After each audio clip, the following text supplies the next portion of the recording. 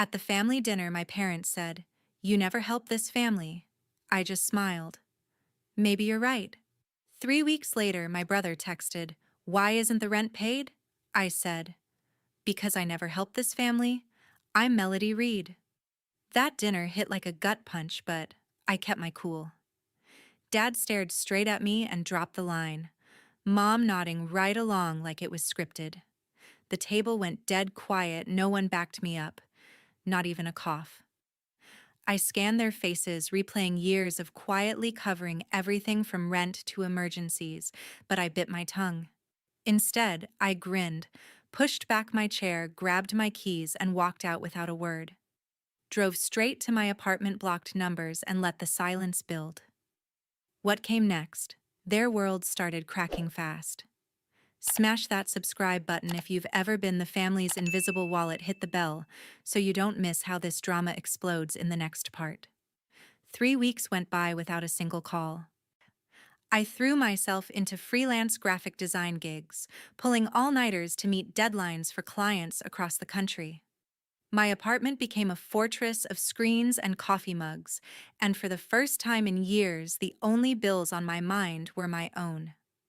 I blocked every family number the night I left, figuring silence would speak louder than any argument. It did until Dylan Reed, my younger brother, slipped through from an unknown number. His text popped up mid-morning while I was tweaking a logo for a startup in Seattle. Rents due tomorrow. Why nothing in the account? I stared at the screen, thumbs hovering, then typed back, "Because I never helped this family." Send. No follow-up, no emoji. Just that. He read it immediately, but didn't reply. The apartment they lived in was under my name, a two-bedroom near the Ohio State campus that I'd been covering for over 2 years. $2,200 every month, auto-drafted from my checking account, without fail. On top of that, the joint credit card I'd added them to years ago when Dad lost his warehouse job to online sports betting sites. Mom used it for endless Amazon hauls, kitchen gadgets, clothes, whatever caught her eye during late-night scrolls. Dad racked up charges on fantasy leagues, and quick-pick parlays, always promising the next win would cover it. I paid the minimums, watched the balance climb, and never complained, because family doesn't keep score. Right, wrong. Dad broke the radio silence first with an email from his old work address. Subject line, temporary, help needed. The body was short.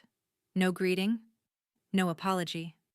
Things are tight until I land something steady. Can you float the rent one more month? Appreciate it. I read it twice, felt nothing, and hit delete without archiving. Block the email too. Mom tried next, a string of texts that started polite and spiraled. First, "We're all under pressure here." Then family says things in the heat of the moment, followed by a voice note I didn't play, just saw the waveform and swiped away. She ended with a photo of the empty fridge, caption, "Groceries are low." I left her on read. Work kept me grounded. A big contract came in for a local brewery's rebrand, new labels, website, banners, the works.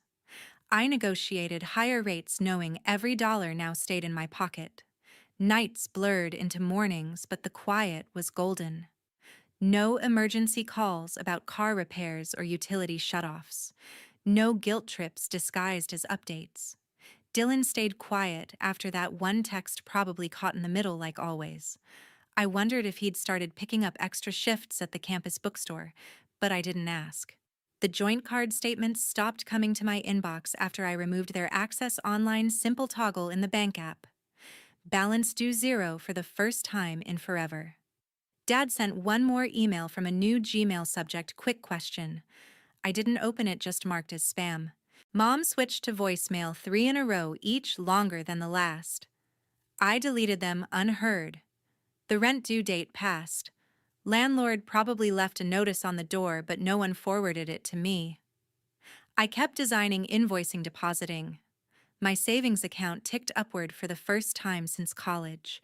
The silence from their end grew heavier, but I refused to break it. They'd built their lives on my backup plan, and now the plan was gone.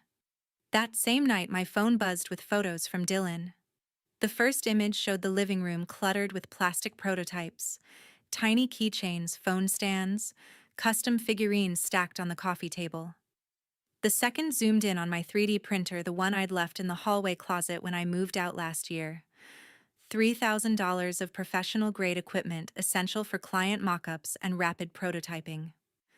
Nash, my cousin, who'd been crashing on their couch for months, stood grinning behind it, filament spool in hand. Dylan's caption, "He's printing stuff to sell on Etsy," said you wouldn't mind. I zoomed closer, saw the machine humming layers, building a miniature race car. No permission asked, no heads up. Just assumed it was fair game because it was under their roof. I grabbed my keys and drove the 15 minutes across town traffic light for a weeknight.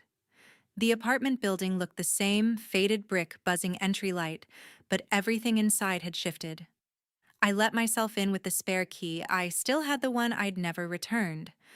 Voices drifted from the kitchen, Dad laughing at something Nash said, Mom asking about shipping labels. The printer whirred in the corner, red light blinking as another job queued. Nash looked up first when I stepped in surprise, flashing across his face, before he recovered with a shrug. "Hey, cuz. Borrowed your toy. Making bank already, sold 5 pieces this afternoon." I didn't respond, just unplugged the machine. Mid-print, the fan winding down with a sad whine.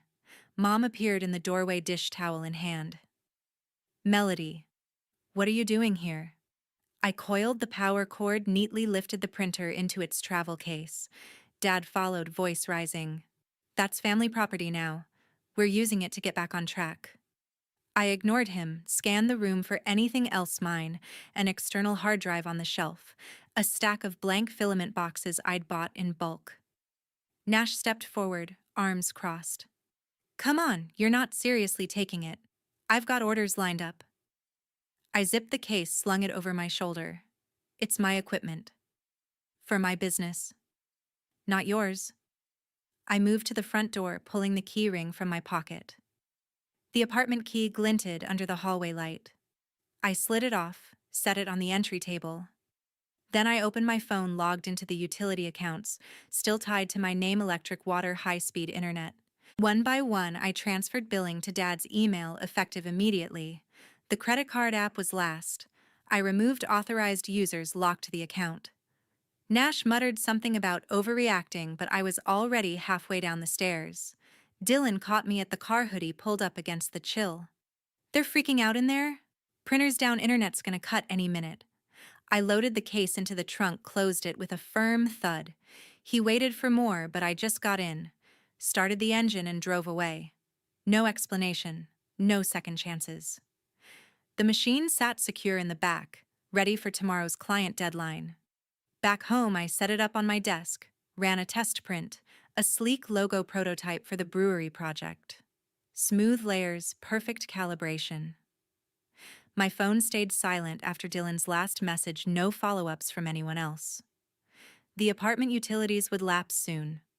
I'd seen the pattern before when payments skipped. Nash's Etsy side hustle died with the printer, his crash pad suddenly less convenient. I saved the new files, backed up to the cloud, and poured fresh coffee. Work waited, and for once, no distractions pulled me away. The next morning, my inbox exploded. Notifications flooded in from Instagram, forwarded emails, even missed calls from numbers I hadn't seen since graduation. Mom posted a grainy selfie at sunrise, eyes, red-rimmed caption, "Lost a daughter to pride tonight. Pray for our family." She tagged me directly and every relative in the group chat, the one I'd muted but never exited. The post racked up 40 likes fast, mostly distant cousins, her grocery store co-workers, a few high school acquaintances who barely knew me. Comments rolled in heart emojis. "So sorry, Pamela," one aunt suggesting a family counselor. I scrolled once, felt my pulse quicken, then forced myself to stop. Sarah, my old sophomore roommate, texted a screenshot first. Mom had DM'd her, "I'm worried Melody's having a breakdown. She cut us off cold. Can you check on her?" Sarah replied with confused emojis, then sent it to me. "WTF is going on?" I thanked her briefly, gave no details, and archived the chat. "Jake, A guy I'd dated for 2 months junior year forwarded the post with "You good," I left it unread. The group chat vibrated endlessly. I caught fragments before killing notifications. Uncle Ray kids these days don't appreciate sacrifice. Cousin Lisa, call her Pam. Nash stayed silent, likely because his Etsy plans died without electricity. Dad commented under Mom's post profile picture, still that faded fishing photo. At least Dylan knows loyalty, stays and helps where he can. Dylan hadn't reacted, no like or reply. I imagined him in his room door, shut earbuds in dodging the storm. The post went public, shared to Mom's neighborhood Facebook alternative, then a local parenting group. Views hit 300 by noon. I refreshed, new comment from Mom's shift lead, sending hugs to you and John. I locked the screen, set the phone aside, and opened my design software. A client email waited, feedback on the brewery rebrand. I adjusted the color palette, refined the script font, pushed pixels until the noise faded. Another message pinged, a rush job offer for a fintech app icon set. Double the usual rate, 3-day turnaround. I countered with add-ons for variations, locked it in. The family circus receded with every layer I built. Midday, Emily from study group sent another screenshot. Mom had messaged her too, melodies spiraling. Please reach out if you hear from her. Emily asked if I wanted company or quiet. I chose quiet. Afternoon brought more forwards. A high school friend, now a teacher, sent Mom's post with "This you." I replied with a thumbs up, nothing else. The post crossed 500 views, comments shifting to prayer chains and scripture quotes. Dad added, "Family sticks together through thick and thin. Hope she sees that soon." I didn't bite. No defense, no clarification. The usual knot in my stomach after their manipulation attempts loosened. No more surprise charges, no equipment vanishing into their ventures. I ordered pad thai extra chili and ate while exporting high-res files. Phone on airplane mode, world muted. Evening settled in. I ran a final proof on the brewery labels, uploaded to the client portal, watched the acceptance ping. Payment processed instantly, direct to my account, no detours. The post hit 800 views, but the urgency faded. Their narrative wasn't my burden. I stretched, cracked open a beer from the fridge, and sketched ideas for the fintech icons. Lines flowed clean, ideas sharp. For the first time, their chaos couldn't touch my workflow. Relief wasn't just absence of guilt, it was space to build something solely mine. A week later, Aunt June's name lit up my screen. I answered on the second ring, her voice crisp from years handling divorce filings and estate disputes. "What's going on with the family?" No small talk, straight to it. I leaned against the kitchen counter, laid everything out: the rent. I'd stopped the joint card, I'd locked the printer I'd reclaimed after Nash turned it into his personal factory. She listened without interrupting, only a soft hum when I mentioned the utility switch. When I finished, silence stretched for a beat. Then, "Hold on, I'm forwarding something." My email pinged. Subject: FW Loan Agreement, 2012. The original sender was Aunt May, Mom's younger sister, a quiet accountant who'd moved to Florida after the fallout. The body was a scanned contract, $12,000 loaned to Mom and Dad for a small online craft business that never launched. Interest terms, repayment schedule starting 6 months later, none of it honored. May's note at the bottom: final notice before legal action. No response received. Aunt June added her own line: "They ghosted her. Cut contact completely. Same playbook." I read it twice, zooming on the signatures. Mom's looping cursive, Dad's blocky print. The date stamped right after I'd started my first full-time design job out of college. May had helped them, then bailed them out of a similar hole. They'd promised the world, delivered nothing, and vanished from her life. Aunt June came back on the line. "Pattern repeats, kid. They did this to May, now you. Document every transfer, every text. When they push for that sit down, and they will show the proof." I saved the PDF to a new folder labeled Evidence, password protected it, and backed up to an external drive. Aunt June rattled off advice like a checklist. Change bank logins, run credit reports, consider a cease and desist if harassment ramps up. Her firm tone grounded me. No pity, just strategy. "You're not the villain for protecting your future," she said before hanging up. The call ended, but the email burned in my mind. May had trusted them once, believed the sob stories about bad luck and fresh starts. I'd done the same for years, funneling money into their black hole. Work pulled me back. A client revision on the fintech icon, subtle gradient tweaks for mobile screens. I implemented changes while the history sank in. $12,000 in money from many years ago, adjusted for inflation. Closer to 16 now. May had never mentioned it to me, probably to spare family drama.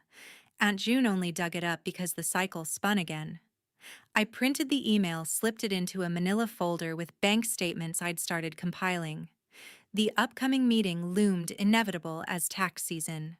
They'd frame it as reconciliation, but I'd bring receipts. Evening crept in. I cooked simple pasta, ate at the table instead of the desk, letting the quiet settle. No notifications, no guilt pings. The folder sat closed on the counter, ready. Aunt June texted once, "Call if they escalate." I replied with a thumbs up. Sleep came easier, mind sharp with purpose. Their pattern had a paper trail now, and I held the map. Saturday noon, the diner smelled like burnt coffee and regret. I slid into the corner booth where 8 faces waited: Dad, Mom, Dylan, Aunt June, my 2 cousins, and an uncle who'd driven in from Dayton. Grease sizzled on the grill behind the counter, plates clinking as the waitress refilled waters. The vinyl seat stuck to my jeans. A fly buzzed near the ketchup bottle. Dad cleared his throat first, napkin twisted in his fist. "We're here to fix this. You help until we're stable again, like always." Mom nodded, eyes pleading under mascara smudges. "Just temporary melody. Bills are piling, landlords calling daily." One cousin scrolled Instagram under the table, volume low. The other drummed fingers on his glass. Dylan stared at his menu, jaw tight, silent. Aunt June sat beside me, briefcase on the bench like a shield. I pulled the printed email from my folder, slid it across the formica with a soft scrape. Before any temporary talk read this, Dad unfolded it slowly, brow furrowing at the 2012 header from Aunt May. Mom leaned over, voice dropping to a whisper. "That was different. We were starting fresh craft site, remember?" The uncle skimmed the page, whistled low through his teeth. 12 grand, you never paid her back." May was family. Aunt June cut in calm, legal tone. "Not a cent." She sent 3 certified letters, ignored. May cut contact completely after that. Nash squeezed at the end between the wall, and Dylan snatched the paper with greasy fingers. "This is ancient history. We need help now. Eviction's real." He stood abruptly, chair scraping loud against tile. "You think waving some old email fixes the notice taped to the door?" Heads turned from nearby tables. I stayed seated, voice even. "It shows the pattern. I'm done funding repeats." Dad tried reasoning, palms open. "Family supports. Family. 1 more month, that's all, get me interviews." Nash paced the narrow aisle, boots heavy on the floor. "You took the printer, killed my income stream." "Selfish move." The waitress hovered with a coffee pot, sensed tension, retreated to the counter. Mom reached across, fingers brushing my sleeve. "We're scared, honey. Lights off 3 days, fridge empty, Dylan eating campus scraps." I pulled back gently. "You had options. Sell the club's cut, Amazon, Dad's apps. You chose this." Nash slammed his palm flat on the table, silverware jumping, water glasses sloshing. "Options. Without your cash cow, we're sunk, literally on the street." Aunt June warned, low eyes, sharp. "Watch the tone, Nash." He ignored her, rounded on me, face red. "You walk out that dinner like a drama queen, steal equipment worth 3 grand, cut utilities cold. Now lecture us on choices." The uncle tried mediating, voice raised. Everyone calmed down, lower voices. A family at the next booth gathered kids and left. Too late. Nash kicked the booth leg hard. Wood cracked with a sharp snap frame splintering. He stormed toward the exit shoulder, bumping a stool door banging open, bell jingling wild in protest. No one followed. The cousins avoided eye contact. Silence fell heavy, thicker than the friar smoke. Dad folded the email neatly, set it down like evidence in court. We didn't mean for it to go this far. Bad bet's bad timing. Mom dabbed her eyes with a napkin mascara streaking. Can't we start over? You're our rock. Dylan finally spoke, voice soft but clear. She's right about the pattern, same story since I was 10. One cousin muttered about gas money for the drive home, checked his wallet. The other sighed, pushed away his half-eaten fries. Aunt June gathered her briefcase, clicked it shut. Meeting's over unless someone apologizes genuinely. No one did. Dad stared at the table rings. Mom sniffled into her sleeve. Dylan looked out the window at passing traffic. I stood, slung my bag over my shoulder, voice steady. Call when you're ready to own it, all of it. Walked out without another word, gravel crunching under tires as I left the lot. The drive home cleared my head. Sun glinted off the dashboard. I cracked the window, let highway air whip through. No apologies, no concessions, just the same script with higher stakes eviction looming like a storm cloud. I merged onto I-70 radio low on a classic rock station, mind already shifting to Monday's client pitch, fintech icons, tight deadline, big payout. Their booth drama faded in the rearview, diner sign shrinking to a dot. Boundaries held firm. The road ahead was mine. 10 days later, the landlord taped the eviction notice. Dylan sent a shaky video from the parking lot, red sheet flapping on the door, new deadbolt gleaming. By afternoon, movers in orange vests hauled belongings to the curb, the sagging gray couch with coffee stains, Mom's cracked china hutch, Dad's boxed golf clubs gathering dust since the course membership lapsed. A light rain started. Tarps went up half-heartedly. Passers-by slowed some filming for neighborhood groups. The complex manager cited code, missed rent, triggered immediate lockout, no grace period. Dad's silver pickup vanished next. The repair shop on 5th Street held a $4,000 lean brakes transmission tires he'd deferred for fantasy bets. Tow truck arrived at sunrise. He watched from the sidewalk in slippers, phone dead. He shuffled to a high school buddy's split-level in German Village air mattress in the basement, promising just a few weeks. The buddy's wife set ground rules: no gambling apps on the Wi-Fi, chores for rent. Dad nodded, but the betting forums stayed bookmarked. Mom scraped tip money for a room at the Route 40 motel, faded sign, hourly rates advertised in neon. She lasted 7 nights complaining to the front desk about the couple next door, the ice machine clanging at 3 a.m. When cash dried, she called a second cousin in Cincinnati who'd once offered a spare bedroom in emergencies. The basement smelled of mildew. She took the pull-out couch, folded laundry for pocket change. Her cashier name tag went into a drawer. Cleaning houses paid under the table, no benefits. Dylan boxed textbooks and clothes, sublet a cramped dorm single from a dropout. He layered shifts, 5 a.m. espresso pulls at the Union Cafe, 4 p.m. shelf stocking at the Supercenter off Sawmill. Paychecks covered ramen bus fare and the last 2 semesters' tuition gap. He applied for work study in the design lab, earned extra tutoring freshman in Photoshop. No sob stories, just spreadsheets tracking every dollar. 6 months blurred into milestones. I refined the app, nightly vector tools, drag and drop branding kits, cloud sync. Beta users grew from 50 to 500 through Reddit threads and indie forums. A Columbus startup accelerator accepted my deck. Demo day landed seed funding from 2 angels who loved the subscription pivot. I hired a developer in Austin, a marketer from Cleveland. Office space in Short North became a war room of whiteboards and cold brew. Revenue crossed 20 grand monthly. Press mentions followed. Chicago called with a bigger round. I signed a lease on a West Loop loft, exposed brick floor-to-ceiling windows, skyline view. Team expanded to 8.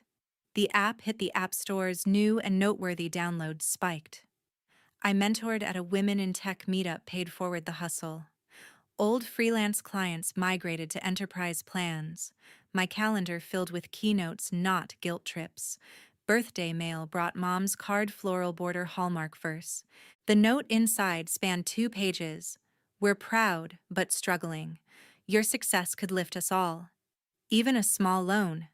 No acknowledgement of the eviction, the loan to Aunt May, the diner standoff. I photographed the pages, archived them in the evidence folder, then replied, "No apology, no contact."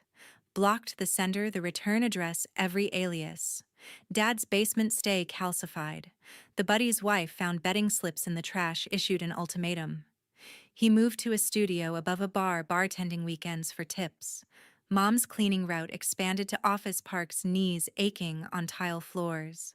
Nash couch surfed through 3 states, Etsy account suspended for non-delivery. Their safety net had vanished. Reality bit hard. Dylan graduated with honors, landed a junior designer role at a boutique agency downtown.